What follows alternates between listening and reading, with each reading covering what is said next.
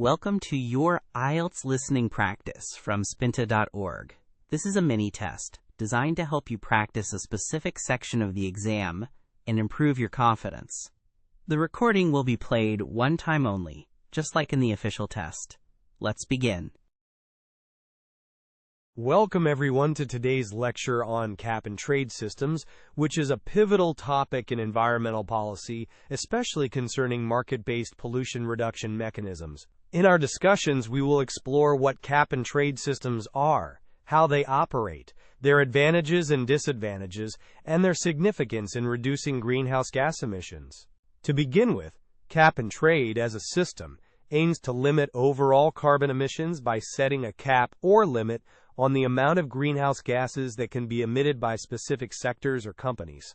This mechanism involves the government issuing a limited number of permits or allowances to emit a certain amount of pollution, which companies can buy and sell among themselves on the market.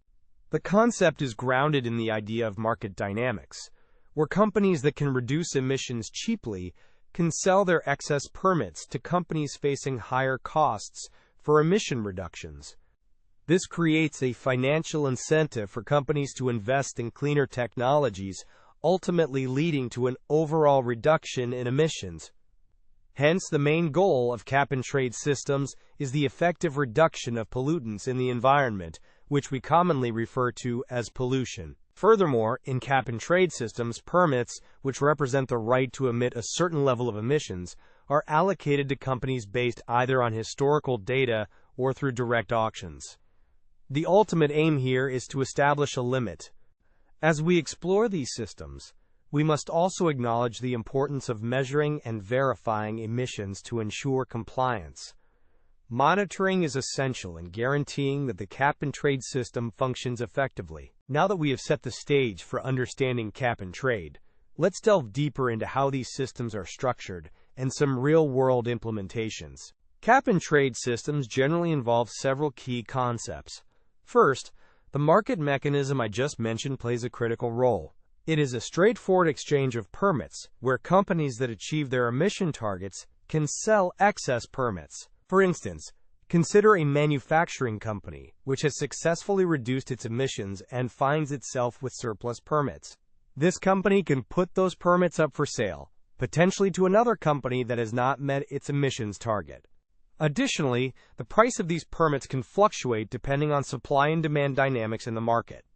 This aspect allows for flexibility within the system and encourages businesses to innovate. For example, let us look at the European Union Emissions Trading System, known as EU ETS, established in 2005. It is one of the first and largest international cap-and-trade systems. In the EU ETS, companies across different sectors, like power generation and manufacturing, need to hold enough permits to cover their emissions. Over time, the cap is lowered, meaning that fewer permits are available, which effectively pushes prices higher.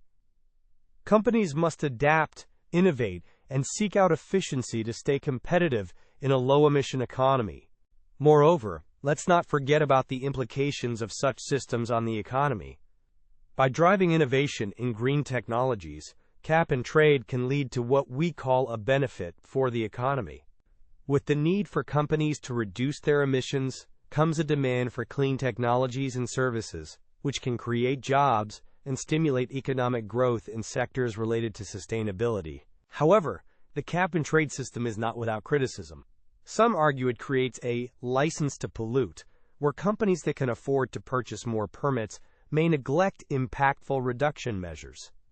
This leads to ethical questions about equity and environmental justice, since smaller companies might struggle under the burden of purchasing permits.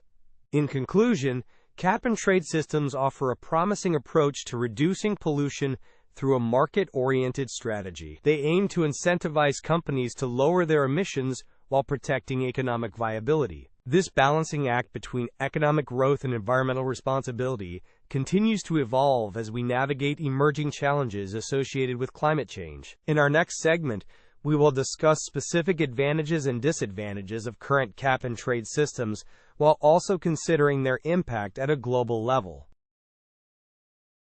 You have now completed the practice test. When you are ready for a full exam experience, visit us at Spinta.org. There you will find complete mock tests for all 4 skills: listening, reading, writing, and speaking. Our platform provides instant AI feedback for your speaking and writing tasks, along with an accurate prediction of your band score. Take control of your preparation at Spinta.org.